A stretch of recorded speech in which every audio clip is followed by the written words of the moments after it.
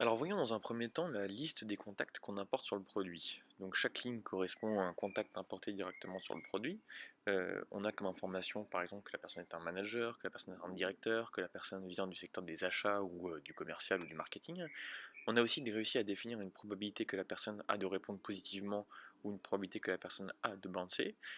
Et donc à partir de ces calculs pour chaque contact, on va être capable de déterminer, en fonction du nombre de personnes qu'on veut shooter, le nombre de réponses qu'on attend pour ce shoot-là. Alors voyons à présent comment est-ce qu'on schedule un premier shoot à partir de cette liste de contacts. À présent que j'ai importé ma liste de contacts, je n'ai que à sélectionner l'adresse mail avec laquelle j'ai envie de shooter ces contacts, puis d'écrire le contenu du message. Bonjour, ceci est un premier mail. Puis je me retrouve immédiatement à l'endroit qui dit voilà, je vais shooter à 17h le mardi, le mercredi, le jeudi, de manière automatique parce que c'est les horaires auxquels ça fonctionne le mieux. Et puis je vais pouvoir définir un shoot rate, le shoot rate qui est déjà défini à 1500 et que je vais mettre à 200 pour avoir, comme vu précédemment, à peu près 36 réponses. Alors qu'est-ce qui se passe si jamais j'ai trop de bounce, trop de spam? Déjà il faut le tester.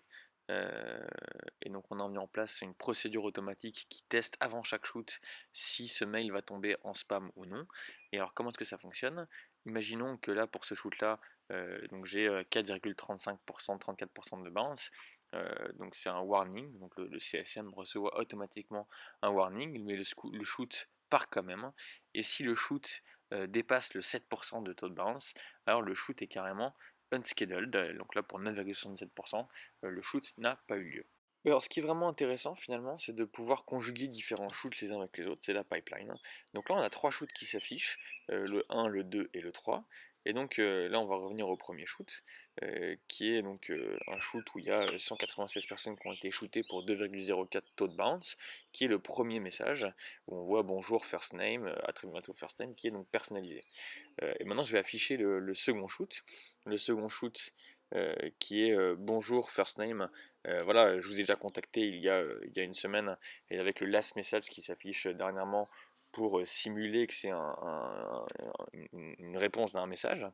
Et le dernier shoot qui est voilà, bonjour et toujours avec le last message qui s'affiche de manière totalement automatique. Alors, ces relances aussi, elles sont soumises à un shoot délai, donc on choisit combien de temps après on veut shooter la relance, et aussi un shoot rate exactement comme précédemment, et elles sont automatiquement mises à la bonne date et à la bonne heure.